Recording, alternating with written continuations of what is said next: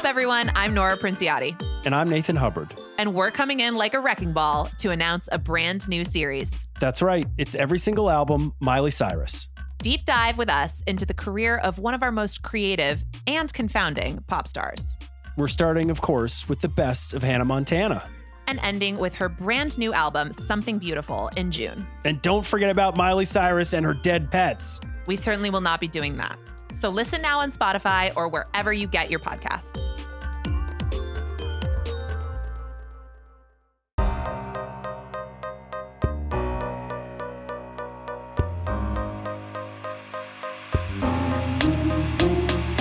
Welcome to Morally Corrupt, a show here on the Ringer Reality feed. I'm Rachel Lindsay. Callie Curry, I feel like I haven't talked to you in forever.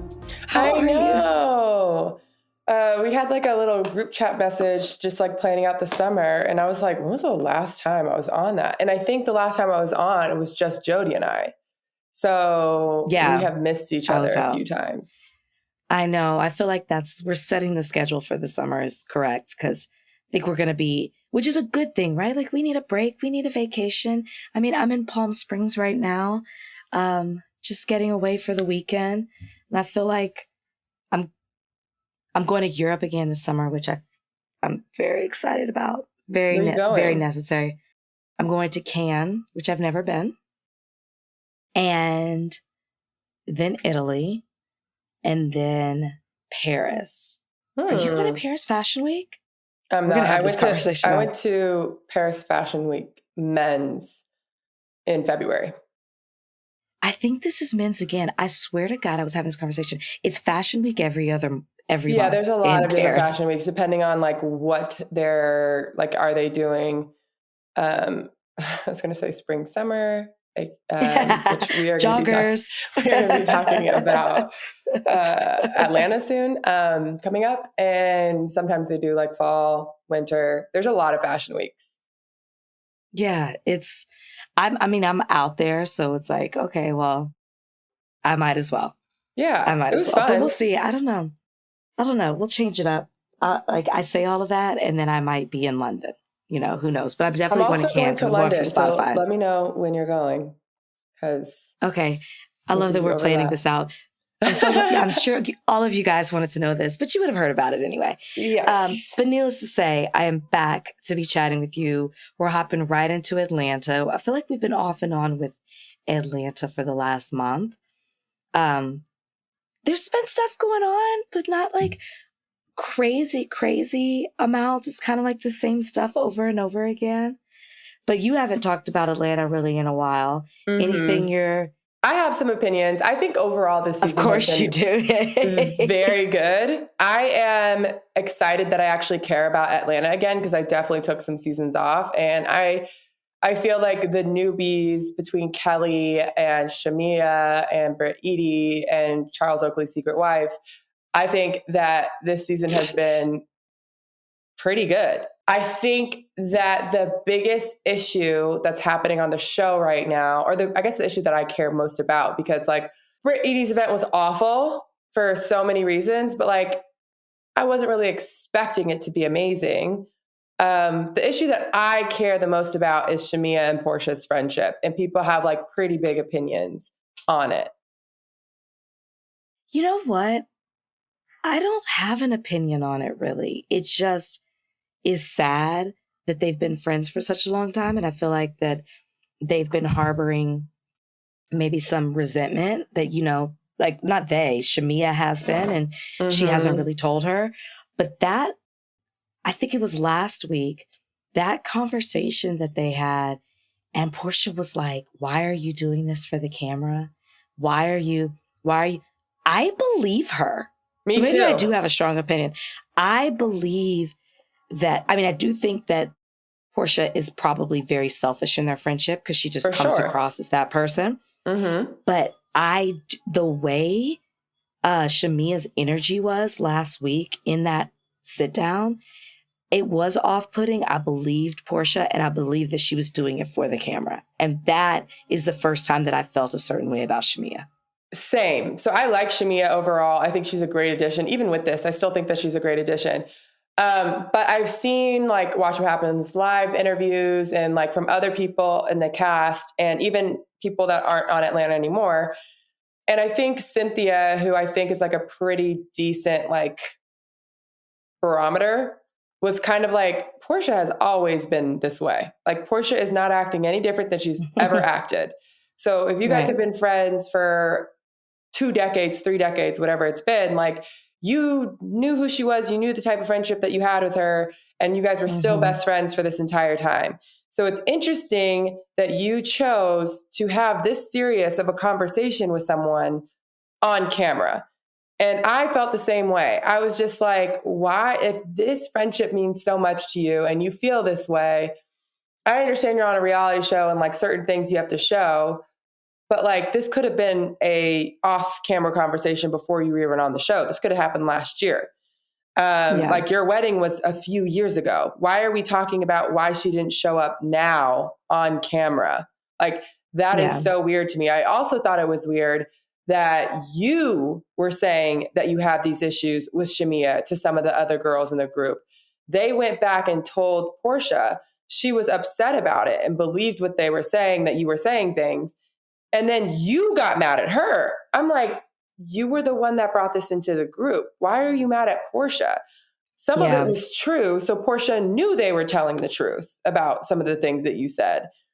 And they weren't lying. So why are you upset with Porsha? Like the whole thing is so, and Shamea likes to play like, yeah, it's so sad that, you know, this is happening and this is the friend she is. But I'm like, it's always been this way. So it's weird that you're acting this way to me. On camera. On camera. Like, I'm not saying that Portia's a perfect friend. We all know that she probably isn't. It was more so that like you wanted this to happen on camera and you brought this to the group. So you knew it was going to get brought up again on camera and you are getting mad at Porsha for not addressing it on camera. Why would she want to do any of this on camera if this is a real friendship? And you know why it doesn't come off as sympathetic towards Shamea? Because Porsha is going through something really hard right now. So usually when you have a friend who's going through it, you give them a little grace to be a little selfish, a little chaotic, a little messy all over the place, because that's what their life is right now. I mean, to hear her tell stories of PJ, of like asking where Simon is and stuff like that, it's really sad. And so, you know, as an audience, even if I really like Shamea, I'm looking at you like, Portia's going through an extremely messy divorce and her daughter feels displaced or kind of confused on her family dynamic.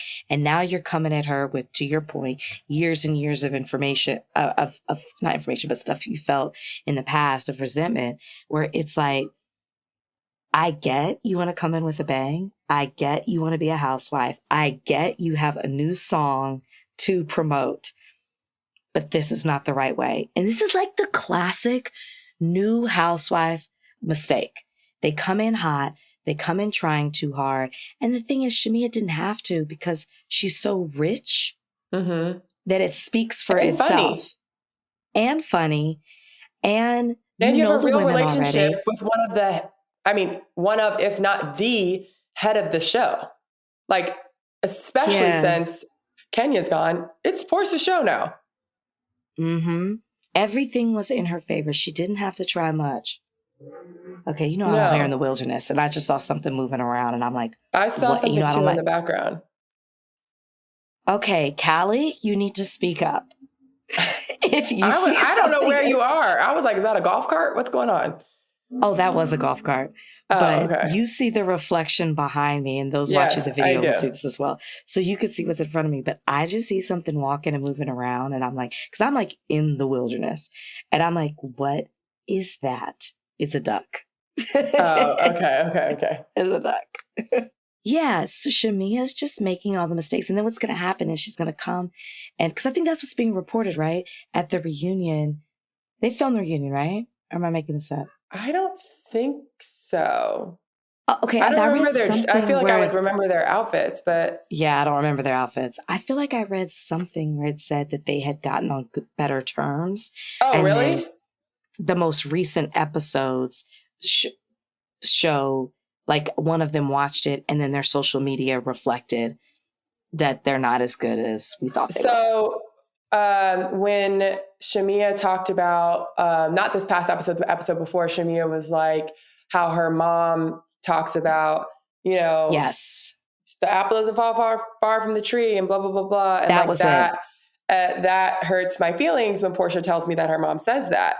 And then Porsha took to social media and was like, now you know what your mom did to my mom and why my mom says that. Don't talk about my mom.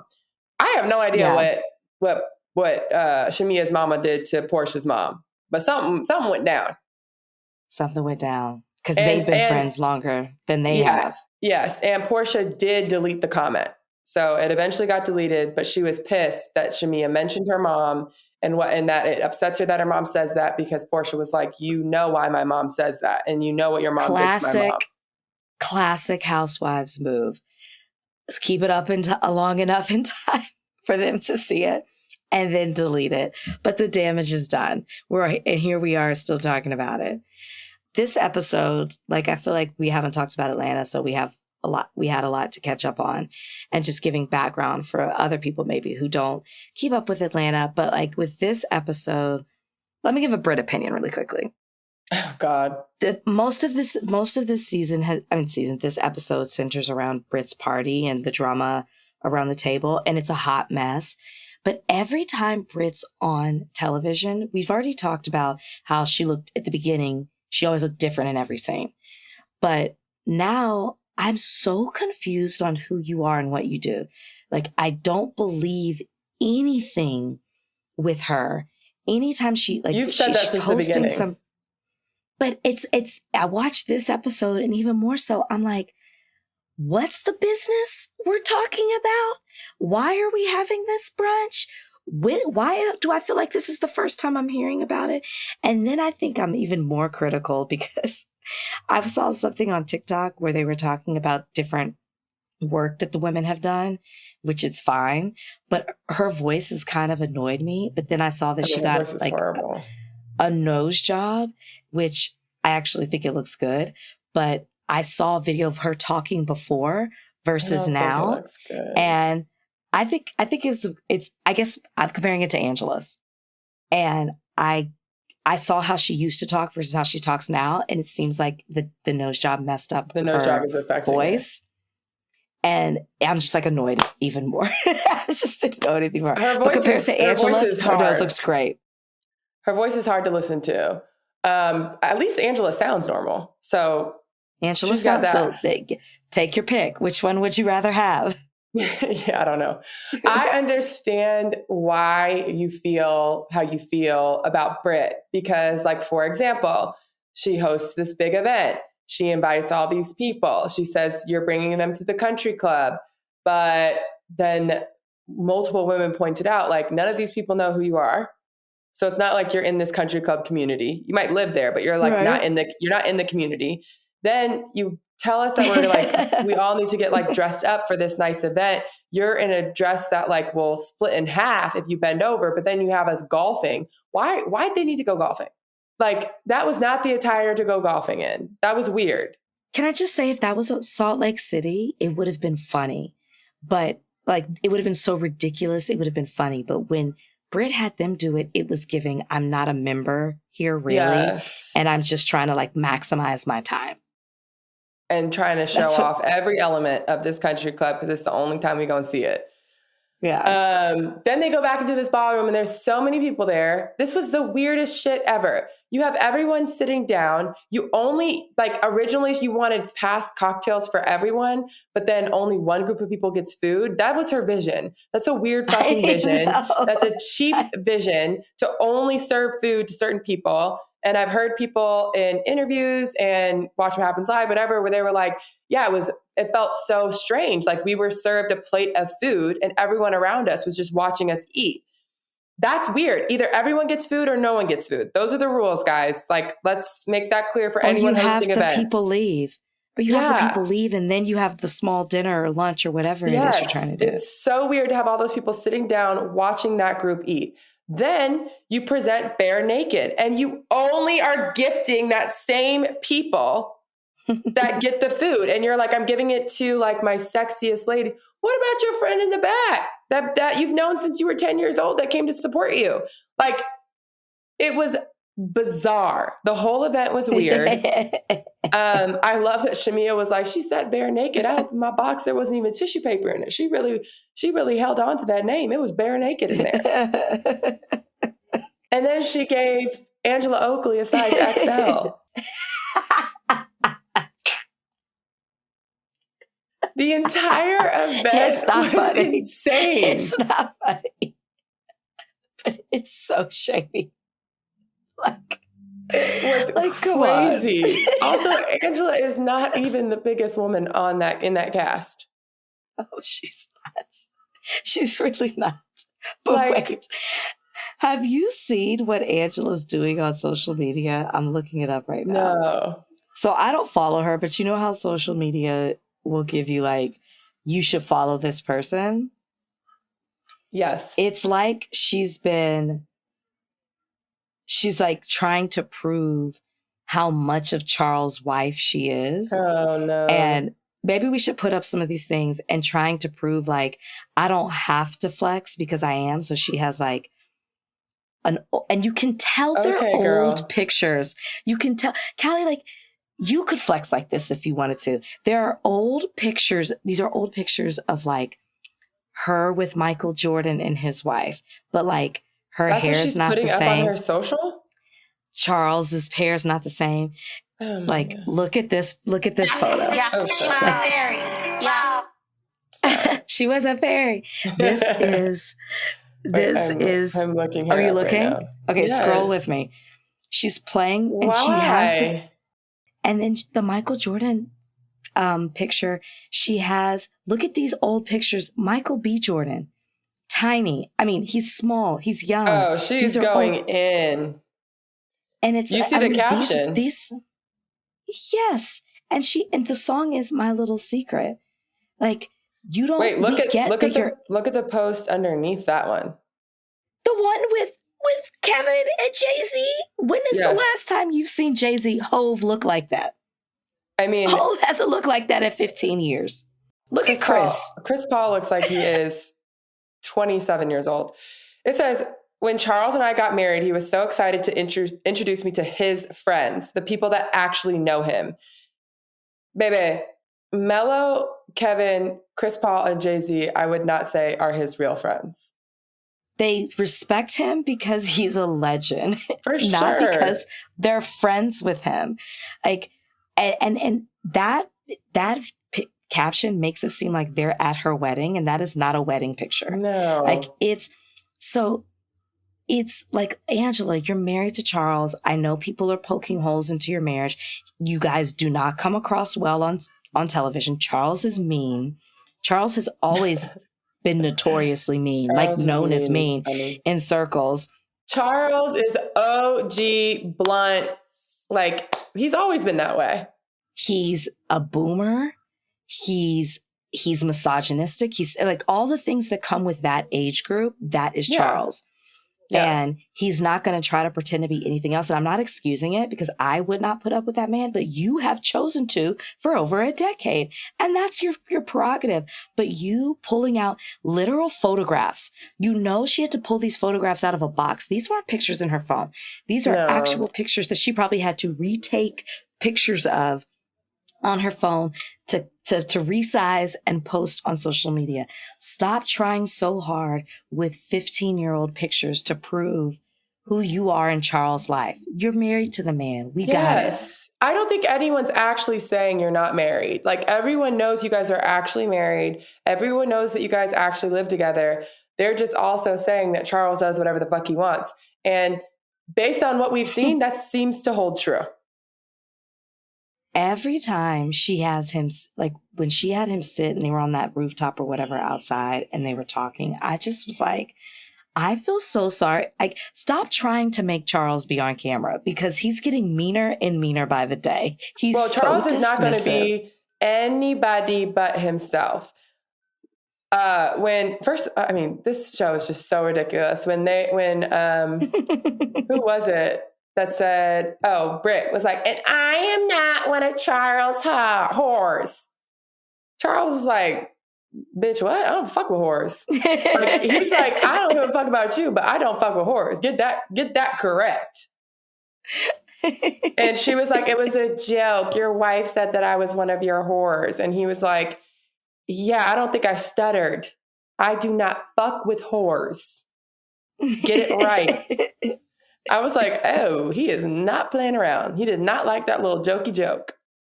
Him even getting to sit down at the table, I was like, how did she get him to sit down at the table? Like, I do enjoy it. He's so hard to watch. Like, it's hard to watch their dynamic. No, he's great. But he's though. great TV. No, he's great TV. Selfishly, I love to watch him, but that is not the type of relationship that I would want. Agree. At all. I like watching him. I find him very funny. But like, I wouldn't want my friend to be the wife in that situation. But like, as long as Angela is happy, who cares? And we were talking about before we hopped on how like relationships do not make it through Housewives, which one, I said this, if I'm happily married, I'm not signing up for Housewives. But she's not dumb. She knew that going into this. She knew that she was going to get on camera and he was going to act how he always acts and how she was going to have to talk about all these horrible investments that she made and how she's $2 million in debt. Like, none of this is going to be good for you. Crazy. Do I enjoy watching it? Yes. We didn't get to talk about the house. I just have to pause on that. When she had, did we talk about that? When she had Kelly over for that house? When she had, and I'm like, that house? What about all the houses? We've seen multiple houses from her, Rachel. That house was going on the market for $3 million with an unfinished pool, furniture that did not even fill the space. I'm like, who is doing the staging? Who is doing the staging? There's no way that anyone is doing that staging. There was literally like a dining room chair in the middle of a room by itself. Just solo, just plopped in the middle of a room. I don't mean to shit on people right now, okay? I'm on vacation. I'm supposed to be super zen. There is no world that was staged, nor can I imagine it being on the market. Then she goes to another house with Charles on this episode, and there is a blue sheet covering the window. Just a sheet hanging from a wall. To cover the window. That might be a Housewives first. Like, kudos for Angela for doing something. It's hard to do a Housewives first. Listen, at least Angela is keeping it real. It's giving white refrigerator. That's the equivalent. No, honestly, there is probably just a space for an appliance and there's no refrigerator there. That's what we're going to see at this house. There are no appliances installed. I appreciate her, though, not acting like she is some real estate mogul with all these properties. Like, she's been pretty blunt. I am in debt. I have all these properties. I have to figure out what to do. And she's got to figure it out because she's not close based on what we've seen.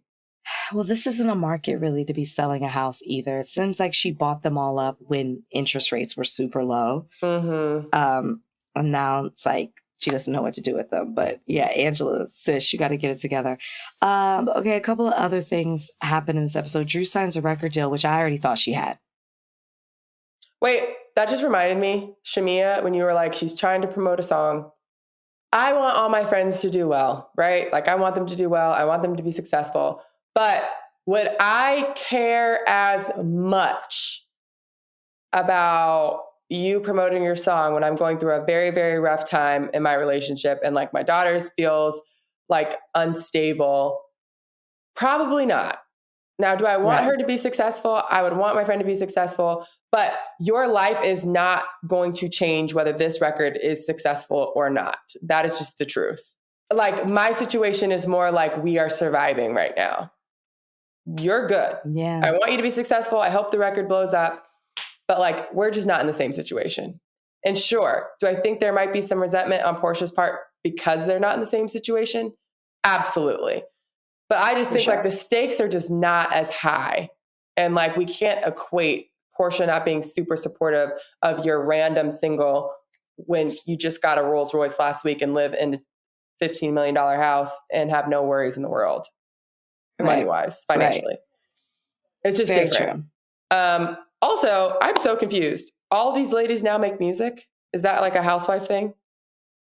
I mean, who is it? Just Drew and Porsha? I mean, just Drew and Shamea, right? I don't know. Kenya made a song. I mean, Shamea really can sing. That's what sucks. Like, I mean, so can Drew's. Yeah, I think Drew and Shamea can really sing, but so can a lot of people. That's true. But it seems like Shamea's now in a place where she can afford to do it. You know, she's clearly financing all of this by herself. Yeah, for sure. So, never too late. I'm not going to knock it. But Drew, yeah, she's been in the game longer. But I guess Dennis has just been helping her with music. I guess that makes sense. I'm talking this out in real time. I guess she wouldn't have. I just assumed she signed with Dennis, but Dennis doesn't have a record company. He's just producing. So she signs a deal.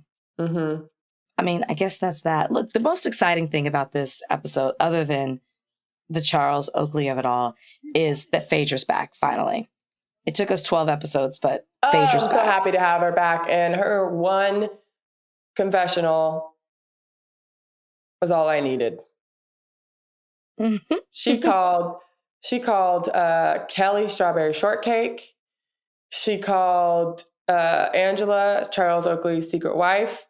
She called Brittany a woman of the city, a woman of the... Yeah, what did she say? A lady of the night, a woman about town? A woman about town, a woman about the city, a woman that's had many suitors. She came in. She was going in. And she called Shamea sweet. So that's all she had for Shamea. I was like, bring her in. She's been waiting. I saw her on Watch What Happens Live. I was surprised when Andy said, did you think you'd be back? And she said she thought she would. And I was like, wow, I never thought she would. Me either. Kudos to Phaedra. I guess she's been manifesting this moment. Well, I think maybe when she got back on Married to Medicine, she was probably like, oh, okay, the door's open. And I understand that. I think she made it seem like she always thought that she'd be back in some capacity, which is interesting. And maybe she always thought when Candy's gone, they'll bring her back. And maybe they told her that secretly. Who knows? But she's back. I did like that she talked about it. She was like, I played with fire. And that was like stupid. Sorry. I saw something just walked past. Can you see it in the thing? It's a cat. But when I didn't even know cats were out here. Oh, I see it. It just slithered. It sauntered. It literally windy slithered across my way. And I thought, is that a cougar? Yeah, I mean, it could be like a little bobcat. A bobcat? Mm-hmm. I didn't know. It's not a bobcat. It's white. It's always a bobcat. But I didn't know. It just came around the corner. Anyways, yes, Phaedra's back. She's going on a trip. You know, big things happen when the ladies go on a trip. So very excited that her energy's coming. And we already know what she's bringing. She spelled it out in the confessional. So cannot wait. And it is interesting because when Brit was on Watch What Happens Live, she had very positive things to say about Phaedra. Mm-hmm. And now that she has watched Phaedra say this, great. So good. She said, I mean, hey, someone wifed her. So I was like, oh my goodness. Yeah, she's not wrong. She's not wrong. Well, that is it for us in Atlanta. Glad to be talking about it. We had a lot of built up resentment, similar to Shamea, that we needed to get off our chest about these past few episodes. So happy to have it back. We're going to move on over to the Valley, where Jodi Walker's going to join us. All right, Jodi's here. Let's hop into the Valley. Before we get into Rachel, so sorry. I'm sure it's been addressed already, but look at this gorgeous setting you're in. As I'm in like my sleep clothes. I feel like you're on one of the Bravo vacations when they're like coming out in the morning, experiencing the great outdoors of Santa Barbara. It is giving housewife. I'm on vacation. Kind of, just like a little quick weekend getaway. There have been some things I've had to pause a couple of times. I've seen a duck, which alarmed me. I saw a cat saunter by, and I got nervous. I thought it was a bobcat. But other than that, yes, I'm very relaxed, enjoying talking housewives with you guys. And, I'll get things started after this. But let's talk about the Valley, which is disturbing my peace. I'm so sorry. You actually, as much as I love it, it should not be watched on vacation. It brings up too many feelings. It shouldn't. But I would like to start with not what happened on the Valley, but something that's going viral, that's getting a lot of comments from a lot of people. Jesse was on Not Skinny, Not Fat. Not skinny, not fat. Not skinny, but fat, not skinny. What's not fat, not skinny? It's toothless and homeless. Two nuts. Homeless and the toothless. Like it's too much. I don't know. Y'all know what podcast I'm talking about. No disrespect to her. It's too much. I'm on vacation. So he's on her podcast addressing the comments that Michelle made about him being very involved in the delivery room and having a lot to say. And I'm going to paraphrase here, or we can insert it. But he basically is like, well, I wanted a home birth because I didn't want my baby being born in a place surrounded by drugs. And it's like, what? Then he questioned the epidural. Fair question on, is it going to get in the bloodstream? Like, I might ask that. But then he wanted some other procedure done. He was very involved. And it was funny because the question was, Michelle said this. His response was trying to defend his comments and to show that he was asking regular questions or was wanting a beautiful moment for Michelle and his daughter that was about to be born. And instead, he made it worse. And it was like all these Carol Radswell has commented. Katie from Vanderpump Rules has commented. Somebody else. People are like, this guy is the worst. And it just continues to show how Jesse cannot see who he really is. It's so bad.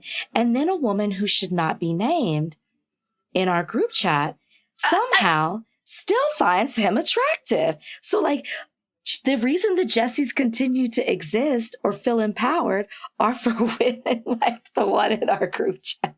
I would like to just lightly defend this woman, colleague, and friend who shall not be named. I've heard this from other people. She's not alone. She is not alone. Jessie is a type of person who you can find yourself in a bad situation with, maybe even a marriage. This I did see Music Kills Kate. I always love Katie's Instagram handle. Or is that what it is? Music Kills Kate? It's so funny. That's not how I read. I read it like Musically Kate. And I know that's not right either. I saw her on that Instagram just going, ew. And I was like, thank you, Katie. Thank you. That does speak for me because it is a complicated thing. That is something to be discussed if you would like to. And it is something to completely follow the woman's lead on. And also to not ultimately follow her lead, but then, retroactively judge her or say something about bringing a baby into the world with drugs. I bet a baby would like to be brought into the world, with the mother in the best state that she can be in. And that is for her and her doctor to decide. So it is so classic Jesse. And you know what's the worst thing is I enjoyed him this episode. I quite enjoyed him. We didn't get a lot of it. Well, no, exactly. We did, I guess. I like his commentary. He said, I'll wait until we get to it plot-wise, but he said one of the single funniest lines I've heard on Bravo in this episode. What? What did he say? He said, let me find it specifically. You know what? I'm just going to search in my notes the word whore, and that's going to be fun. Oh, yeah. He said. This is an all-timer. I know what you're talking about. Lala comes out of hell to confront him, come into our the Valley situation with her VPR vibes, to confront him. He's pretty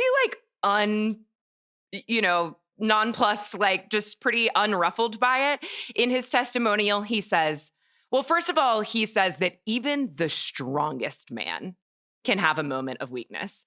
implying that he is of the greatest caliber. He is the strongest man. And even he can have a moment of weakness. And then he says, yes, calling Michelle a lying, cheating whore was a moment of weakness. But the truth is, she's a liar and a cheater. She doesn't deserve to be called a whore. Yes. He says it with the straightest face, like, yes, calling the mother of my child a lying, cheating whore on national television was a small moment of weakness, but I only got it 66% wrong. No, 33% wrong. The other parts were right, but she doesn't deserve to be called a whore. And factually, like, maybe that's true. I don't know. Well, and sadly for Jesse, that's growth. Yes. That statement was growth, because multiple times he has called her a whore. And for him to say, you know what, I got that part wrong. And when he rolls this out to Lala, he does say, she says, you called the mother of your child a whore. He says, that was a moment of weakness. She said, did you do it in a group text too? And he was like, yeah, that's right. But to your point, we've already been through this, Lala. We don't need you to come in and tap into their drama. We've dealt with this with Jesse already. With other people on the cast, this is a Valley situation. Please VPR your way out. Like, like, we've already addressed this. We don't need you to be Lala like she tries to be. Do you watch Secret Lives of Mormon Wives? Of course. Okay. It was giving. Listen to Callie and I talk about Secret Lives of Mormon Wives over on Bachelor Party. Actually, I did see that because I was actually jealous that I was like, I need to pop in on that. But should have linked up. Maybe I understand Lala a little bit better because we know she's Lauren from Utah.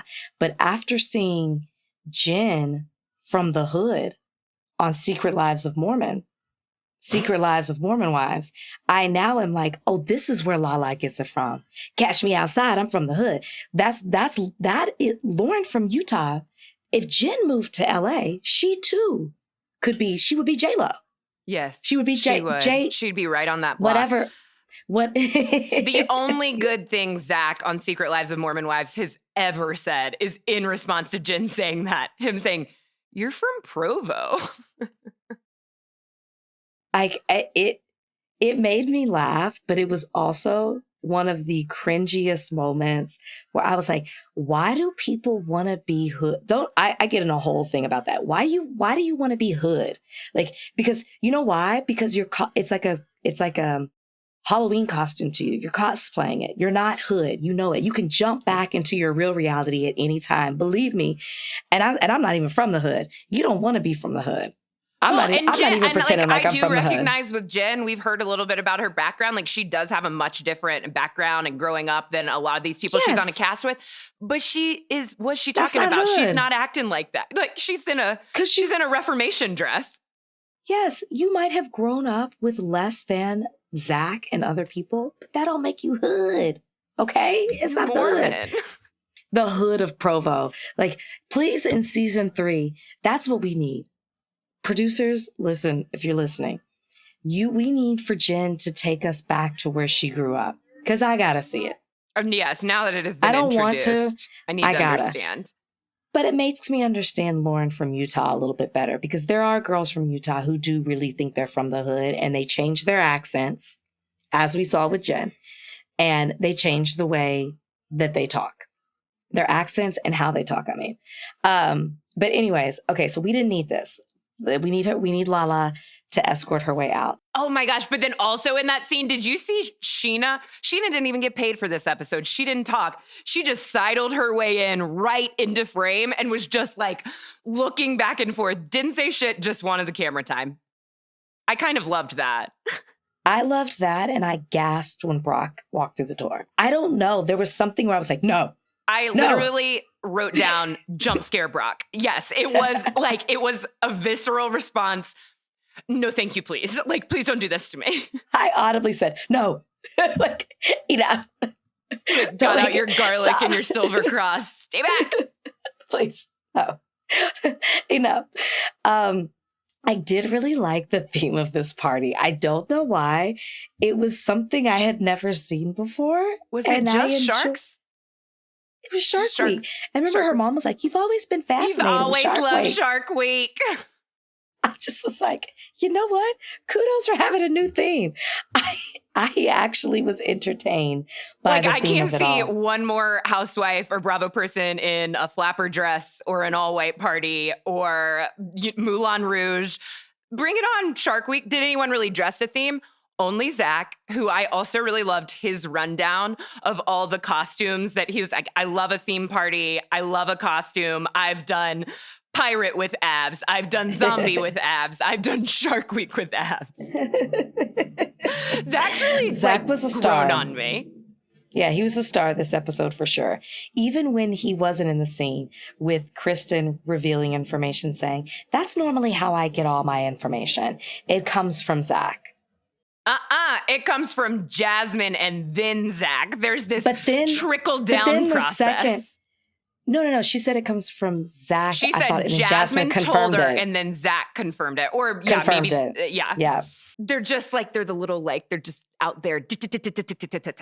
You know, I'm not bad at it. Just like, and you know what solidified that? Because how the episode starts off with Jasmine going to pick up Zach, and I'm like, that feeds into Kristen's comment because Zach and Jasmine are really close. And Jasmine's like, you're the only person I would do this for. And I'm like, well, then of course she and Zach are like sharing information and chit-chatting. And, you know, that's how, and then Zach can't, or Jasmine, I guess in this example, can't keep her mouth shut and tells Kristen, who then goes on to tell everybody else. All you have to do is deliver it to Kristen, and then you're just the messenger, and you just wait.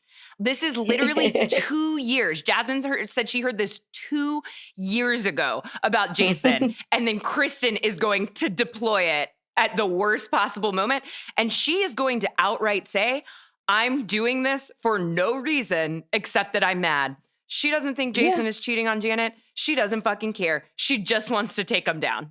And I love the openness. And why? And why is that? Is it carried over from last season? I mean, she and Janet have... Because I thought they made amends. They made amends, but they're still, like, not great. She almost seems to have Janet seems to have, like...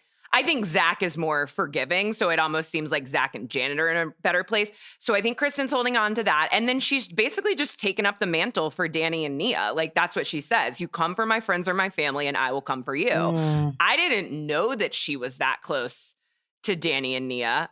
But apparently she is, like, you know, fisticuffs close. I think it's Nia, because remember, she's like, Nia gave me the acupuncture. Cannot say this right now. Acupuncturist. That's right. She gave. I'm adding some letters. She took her to an acupuncturist. Thank you. But I was saying acupuncture. I can't even talk.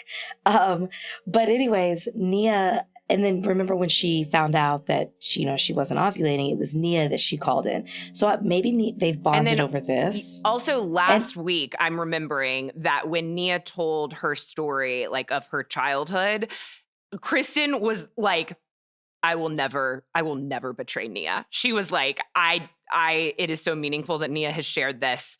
I have her back for the rest of my life. I do think that Kristen is that kind of friend. Like, once she engages, she's honestly, like, a little bit too good of a friend. Like, Nia's probably like, we don't need to spread rumors about Jason. That's actually not my mission here. But that is just how Kristen is. And Jason and Janet are the worst for it.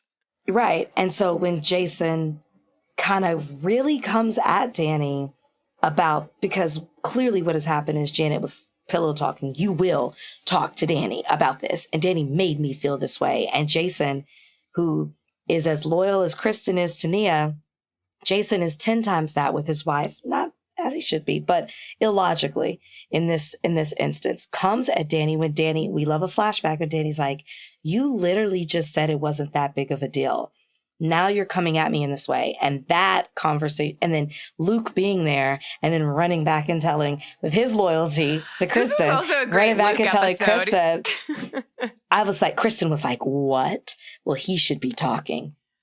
Yes, that was I don't even think Janet did that with Pillow Talk. I think Janet had a board meeting. I think she sat Jason down at the dining room table and said, you will make this a storyline. You will do this because you can tell. And Jason says it later when he gives, I would say, one of the better Bravo apologies I've ever seen to Danny later. He's like, everyone knows that was out of his character. There was like nothing about that seemed like him. He was so clearly sent there by Janet to say those things and do those things. And he even realizes in the moment when Danny hit him with a good line where he was like, you know, you're the law, you're not the friend. Like right now you're lawyering me. You're not being my friend. And I sort of agreed when Jason was like, because Danny said, if you're my friend, you shouldn't be like telling me I have a drinking problem. And Jason's kind of like, well, because I mean, yeah, if you're worried about your friend and you're a good friend, that is maybe a conversation you'd have, but you have to have it with like compassion and consideration and a conversation and not litigating all these details and telling someone something. And Jason does seem like he really values being a good friend. And when he cried, like teared up, apologizing, you could tell he was really torn up about what he'd done. Jason doesn't belong here. I like Jason. He doesn't belong here. It's so strange that he's there. It's like he got lost and got trapped in a very confusing situation for him. The way you have just described Jason and his journey and presence on the show, it couldn't be more accurate. But he's tethered to Janet, and she has made it her mission to be a person on this show, if the rumors are true. This is the life she's always wanted for herself.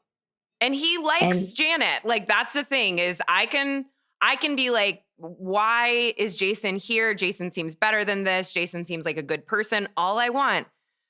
But he loves and likes Janet. That is his chosen person. But I do feel about Jason like what people often say about young people who are in precarious situations, like she should be at the club right now. That's how I feel about Jason. Like he should be at the club or like he should be at Whole Foods. He should be at a GNC picking out supplements. He should not be here. He would be better on a housewife show because the husbands aren't as involved. True. Somehow Jax still is a part of the show despite being in rehab. And I'm totally confused. This man is supposed to have been gone for 30 days. Never did I think that he was going to get to leave and have visitation rights. I am, for $30,000, you better lock me down. And you know what I mean? I better come out skinnier, clear-headed. I want to be cleansed physically, mentally, spiritually, emotionally. And the fact that he has the access to his phone, like we know he does, which means not only can he terrorize Brittany, he has access to social media. He's talking to the likes of Jesse, which will undo any work that had been done prior to that day. And now you get to leave for visitation for your son, which may be the most sensible thing of it all. But I would think that the son could come to see you in a supervised area at the facility and you don't leave rather than you get to leave it. So I'm like, are you still even there? How are you having time to look at condos and put money down on them when you're supposed to be in rehab? So did I miss the fact that he left? Did he leave? He did. So someone DM'd me that he did something like 2 15-day stints that like he didn't kind of complete, some like full 30-day program. But even a visitation I could kind of imagine. She says, right. Brittany says that he came to the house to get more stuff. Like, in what world would she would have brought him more stuff? I don't believe this, but the chatter, like the joke sort of as we're seeing all of these scenes unfold is that like rehab is Tom Sandoval's apartment. Like he's always filming against that white wall, like he's just somewhere sort of pretending to be in rehab. And I'm not making that accusation, but also there's But it makes nothing sense. about this that seems real. Even all the stuff that he's saying he's learning in rehab. And like, I am disgusted. I'm like sick of seeing him on camera with his little camcorder saying how much he's changed and how much he's healed and how he like forgives Brittany for what? And then hearing the shit that he is doing and texting to Brittany. It's so crazy. He's taking the cards that he put up on the cameras off so that he can surveil her, like so that he can watch her, and then texting her, I know you're wearing a red shirt and jeans with holes in them. I have eyes everywhere, because he wants her to feel like she's being watched. That is sick behavior. Yeah, it is a narcissist. And I don't like to use that word, and I actually get annoyed how people are just throwing that word around so loosely. And obviously I am not a doctor to diagnose him in that, but it is the closest thing I will say that I have seen to it. Like, so if you think Jesse is, look at Jax. That even their behavior is not the same. Right. One is much more extreme. I can't diagnose him, but the behavior that we know is to be associated with this personality disorder it's on display, but it's hidden. It's attempted to be hidden by him, which is like even more alarming. Which speaks to the characteristics. And then, I mean, the final like reveal that when they go to Jax's, which is like so funny that they're going to that bar and meet Tom Schwartz, that he hasn't paid their mortgage since May and it's August. Like Brittany is like, that's like $100,000 that someone owes. She said $14,000 more. She said $14,000 a month is what she said. $14,000 a month. He hasn't paid it in May, June, July, like 4 months. That is going to affect, her name is on the mortgage. That is going to affect their credit, her ability to buy another house, her ability to keep that house. And like, he's going to try to say some shit about like, I pay the mortgage, you don't pay anything. He didn't tell her. He didn't tell her he wasn't paying the mortgage. She says, and I believe her because I think she would have figured out a way. She's like, I could have been paying that mortgage. He was living in the house. She was paying for a rental, presumably. And he's not. That's so harmful. Yeah. I also just want to say a side note that the whole time he kept saying he was getting a condo next to Schwartz, I heard Sandoval. I don't know why. I heard Sandoval. And now I'm realizing it was Schwartz. I don't know which. I don't know which is worse. I mean, like, unfortunately, I get wrapped up into Schwartz pretty easily. Like when he just shows up for a minute, I'm like, oh, Schwartz is fun. Like the way he used to be. Me. I forget like the depths there, because and Brittany's being very like, I know it's not your fault. Like, I'm not saying that it's you. It's like, well, no, that Schwartz is a real easy resting place for him. He knows that if he goes and moves in next to Schwartz isn't going to hold him accountable for anything. He's not going to help him be a better person. He's going to party with him. And then they're going to keep talking about then they're going to invite Kyle Cook over and everybody's just going to talk about like what great dads they would be. And then they're going to stay out until 7 a.m. and disrespect their wives. And if Jax is getting a condo, he's definitely not paying. He's leaving her stuck with it. And I feel like he will find a way to justify, well, you did this, so you can keep the house yourself. I can totally see him. How did he get a condo from rehab? I'm so confused. The theory, although we know it's alleged, sounds more reasonable than that. And I didn't even think about that. It's either like he's not supposed to be recording a video and that's why he's just like up against a wall, or he's not at rehab. It's crazy. Or like this is the worst rehab facility of all time with like no rules and regulations. Well, I hope this is addressed at the reunion because Jason dropped him off. And we know we can depend on Jason to be like, where did you drop him off, Jason? Right. And did you see him walk in the door? There? Yeah. Did he really stay there? All right, well, that's the Valley. Always a good episode. Such a mess. Always something we could always write full dissertations on each episode. But last thing, when they rolled that footage, these ducks.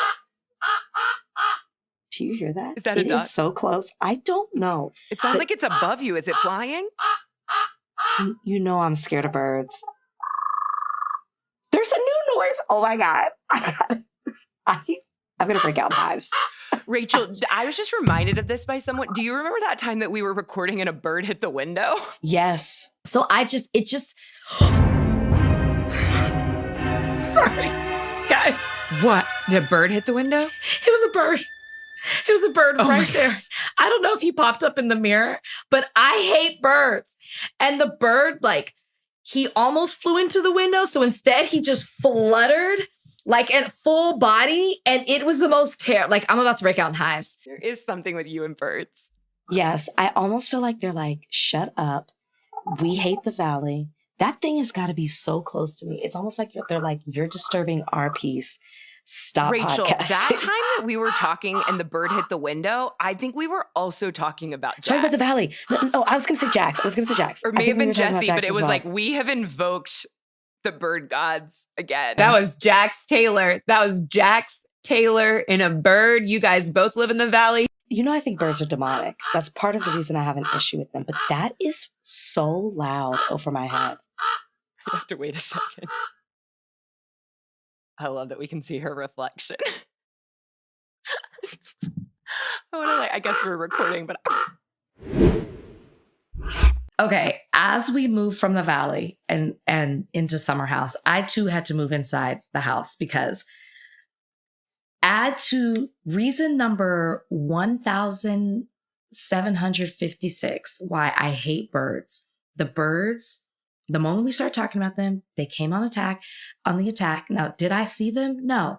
But you, Jodi, can testify that there were at least 4 different types of bird sounds that you just heard outside. really unidentifiable. I hope that producer Olivia will leave some of that in the cut so that our bird listening, our bird watching listeners can, also something that Callie and I discussed on Bachelor Party, somehow on the Secret Lives of Mormon Wives podcast. We talked about bird watching, and I hope that someone can identify some of those sounds so you can rest a little easier during your vacation, knowing what birds you're surrounded by. I just, the mere fact that the wrath of birds was once again invoked by Jax, a demon himself. Which I think birds are demonic. I've always said that. Always. The claws, you ever looked at their beady little eyes? I've been attacked, I've been pooped on, and now I have been harassed, which is what just happened this time. So I've had enough. We've got you birds. safe and sound inside. I've had enough of the birds. Also, this is so thematic. You literally moved to a bed for the summer house, summer house reunion. Jodi, thank you for clocking that. The genius of it. Maybe I should be thanking the birds. I'm in my pajamas. I'm in a bed. So were the castmates of probably one of my favorite sets. It was cool. The castmates of Summer House. They're all there. They're in their pastels. They look lovely. And the first thing Andy says is, okay, let's talk about this breakup with you, with Paige and Craig. But Paige is chomping at the bits. I just feel like she's just ready to go. Yeah, she's got her sound bites ready. She knows what she's saying. I do think the ring thing is very fat. I feel like that's a very winning argument for her. Not exactly that there's an argument, but just that's juicy that he is saying that he had a ring. And I never believed it. He is lying. He's such a fucking liar, Camille. He is lying. And when Andy says well, when he came on Watch What Happens Live, he said he was returning it. And she was like, with his new girlfriend? You think he and his new girlfriend went and returned a ring?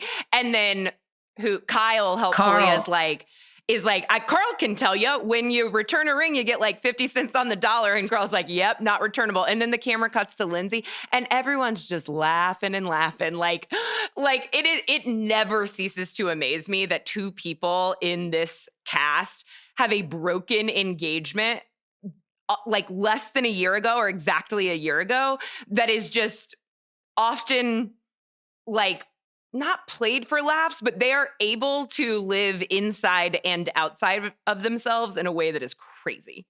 Well, I also think when it happened, nobody took it seriously. I think everybody knew that ring on that finger was the beginning of the end. And it was kind of like how long? And it didn't even last long. So it's like, how long till this ends? Because remember, that was a whole summer of them bitching and arguing with each other. Like they definitely were just like, this is just a Band-Aid until you guys can face the reality of the situation. When they showed that unaired footage of the dinner table and it's like funny. It's like Lindsay needs to take a shit and they're all just telling her to go. Like it's just kind of a funny moment. The camera cuts to Carl and he is just laughing like, oh, Linz. And I'm like, those two are going to be friends again. I know I've said it. I feel it in my bones. They are soulmates in some way. She made that dig at him about the soft. She was like, well, Carl's soft. And I'm like, I all I want to say is hold it until this next episode because we do get a teaser of him getting emotional talking about it. And I'm afraid of what her response and her facial expressions are going to be. So let's just reserve. And I'm not saying they're going to be friends right now. I'm just saying one day we're going to just maybe be like in an Uncle Carl situation. And I would watch the sitcom. Do you feel the same way about Sierra and West? Do you think Sierra and West are going to be friends one day? You know what? I don't know. I actually think yes. Like, I think because she has held her ground so strong, I think she's going to feel good about that. Like, you know, I think she felt very dumb and very played by Austin. And the way that the audience responded to that was very affecting for her. And I think that a lot of the way the audience has responded around this is like, this shows growth, good for Sierra, hold your ground, maybe don't pick like a immature guy who's not ready for what you're clearly ready for to invest your time in next time. But still, like, I think the audience, a lot of the audiences seemed very like proud of her. And I think that will affect her emotionally because we know with Sierra, she's always really struggling with this, like, she can only be really soft or be really guarded. And I hope that like somewhere in the future, there's some middle ground for her that she could be friends with someone like West, who I think has shown real remorse for what he did eventually. And I think he has worked to understand it. I don't think he still fully understands it, but I think he's worked to understand it. And I also felt like in this episode, West was trying to get a bit of distance, both physically and in every way between himself and Jesse. Like, I think he's a little bit like, yeah, like I messed up with Sierra. I was not thoughtful in perhaps the way I wasn't thoughtful enough in the way that I approached that. I'm not Jesse. I'm not getting my toes sucked and making jokes of things. And like, I do think there is a behavioral difference there, even because when he said, what was it that Jesse had kind of misquoted him? Oh, he was like talking about when Jesse told Sierra, you know, dibs. if West hadn't called dibs on you, then da-da-da-da-da, which West, I mean, didn't even seem to bother Sierra, but West is like, I would just like to say that I did not say that and I would never say that. Like, that is not a thing that I say about women, which I appreciated. It's so a Jesse thing though, by the way. And like, Jesse wouldn't so even see what's wrong with it. I wish Sierra, I don't think Sierra and West will be friends. I think Probably they will be not. friendly. I think they'll be friendly where they can coexist in a house and they may sit next to each other at the table, but a friendship as far as confiding and trusting and hanging out outside of the show, never. And to be honest, I don't understand why she's not like that with Jesse. I am annoyed. Because she doesn't like both Jesse. She liked West, you know, like, and so that's where the hurt is. Like, she was vulnerable to him. She let him in. No, I get it. But Jesse, the way he was this season with her, and then he's just not comes trustworthy. Across as like, I don't know. He just comes across as the type of person I would not hang around. Right. And I think that they think he's like, he's funny and he's fun and he likes to gossip. And I like Jesse when he is like that as well. So I get it, but I'm also like, it did bother me when Paige and Sierra and everyone, I guess, but like we're just laughing and laughing during talking about the toe Lexi's? stuff, talking about the toes. I was like, if West, and they are not good friends with her, so I'm not really saying that they like owe her, like they don't need to like protect her, defend her, but the way that everyone is laughing, and I think especially for like Paige and Sierra who kind of stand on this like, you know, feminist ground. If West had done that to Sierra last season, it would have been knives out. And like to just disregard, I mean, Lexi is sitting there like just, it wasn't like the worst thing, but it was strange. A couple of things to defend it, and maybe I'm a mean girl in this moment. They filmed this reunion in April. They ended in August, September. So I guess I'm just kind of like, so much time has passed, and Lexi's been going on this full media tour more than anybody else, talking about Jesse and Sierra. And so it's kind of like that, coupled with the time, coupled with she seems willing to talk about it, coupled with she never made an effort to get to know them. And partly because, as she admits, she was so enthralled with Jesse that she didn't have these real established relationships with these women. So I'm almost like, I didn't feel like they owed her anything in that moment, because they were talking about the ridiculousness of not just Jesse getting his toe sucked, but also that you were in there for 37 minutes and then it coming out to the audience that they had already finished doing what they do. So you were sitting in there while they were all naked. Yes. And it's like, it was just so ridiculous that I felt like that's the laughter. Yeah, it felt a little more like laughing at the situation when I wish they'd been laughing at Jesse, because the person who's doing something wrong there is Jesse for like trivializing and still making a joke of this thing that really hurt Lexi. And that really is a pretty similar situation between what happened with West and Sierra. He did this interview that sort of trivialized her feelings around something that hurt her. And for some reason, like Lexi's hurt doesn't really seem to affect anyone. I also know that like they dated for 6 weeks versus like a much deeper connection. Yeah, they don't take that seriously. They were really into each other. It was dumb. They shouldn't have done that. Paige is like, I told you not to date him. And it's a real situation of like, yeah, Sierra, that's not like with a friend, you wouldn't be like, I told you so. I told you to date him and you not to date him and you dated him anyways. But with someone that you're like not really close with, you're kind of like, I did my best. I said don't date him. And she said don't date him after he had done something bad to her. Like after he had flirted with Sierra, Paige was like, this is not a good sign. Do not invest in this. And you know, I think the Amanda part was when Lexi, I was like, valid point. Because remember, Amanda brought her in. Amanda's the one who's her friend. And for Amanda to be like, oh, I want them to hook up, like that, she was valid in that. Like Amanda should not have said that. I'm trying to think of what else happened. I mean, well, obviously Sierra opening up and oh my gosh, talking about like that. Jodi, did you cry? You know how you are. At the exact moment that the camera panned over to Kyle Cook holding back sobs as Sierra was being very vulnerable about her family situation, I was likewise holding back sobs. And once I saw, you know, wonderful girl dad Kyle Cook, who I know I lumped in with Schwartz and Jax earlier, but I do not actually feel like that. When I saw him holding back tears, my dams came down. I was weeping.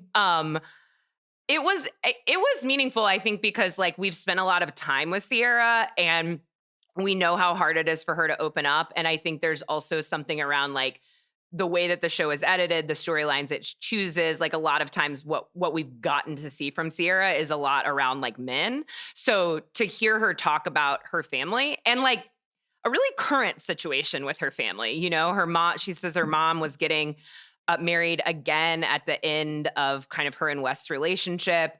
And she's been married a lot of times and she just like does not have the capacity to let some other person into her life and like invest in this. I'm sure if she feels like it's going to end, she talks about how hard the holidays are for her. So she went to Costa Rica by herself, went to a retreat, turned her phone off, and was basically just trying not to think about how hard it is. I mean, that is, I'm sure a lot of people really related to those feelings around like wanting the best and wanting more for your family, but also being very hurt by them. And it explains so much about, like she said, about how she approaches relationships, having watched her mom go into a lot of relationships like sort of unguarded and be harmed by them. It makes total sense. And it's always nice when someone lets you in like that and lets you know kind of why they are the way they are. Yeah, I'm glad it came out in this way and it didn't come out in the season. Like it just felt more, every action she's done and every response she's had makes sense. It's why she's been guarded even with us as viewers of the show because of what she's been through. And she feels like, I think a survival tactic of like, well, this is the only way I can survive, to make it through because of what I've been through. And then, I didn't even know that she had shared with West some of these things. And I thought it was really hard, honest, but harsh when West was like, well, he said, hearing all the things that you wanted, I didn't want. And I was like, damn. Yes, it's like, but you let her in. And then even when he lost his friend, you ran to her. And then to be like, yeah, hearing that that's what you want out of a relationship, that's not what I want. And but like that is the kind of honesty that she was begging for in real time. And in the beginning, he's able to do it like 2 years later. And bars on the floor, but I do think that shows some growth. Like when she's like, if you can say it in the press, you can say it face to face. I mean, it was hard. He should have never even started a relationship with her because she kept saying, I don't want to do this unless it's this. So you already knew it was something serious for her. And she didn't want to be intimate with you unless it was going to be something meaningful. And you still, it's almost like he tried to convince himself that he could be different. Yeah. And he didn't. And I think that like she would be different. I think he tried to convince himself that, I don't think he was trying to convince himself he could be in a serious relationship with Sierra. I think he was trying to convince himself that they could kind of like do some middle ground when she was very clearly communicating that she could not, and he wasn't communicating at all. Yeah. A mess. Yeah. A mess. It's a mess. Well, next week looks like it's going to be really good too. We're going to get into the whole Jesse and Lexi of it all and hopefully put that to bed. But then we find out what's going on with Turner and Lindsay. I don't know what else is Amanda and Kyle and the status of their relationship. And we hear Amanda say, I had one foot out the door. And I'm like, isn't that every year? But whatever.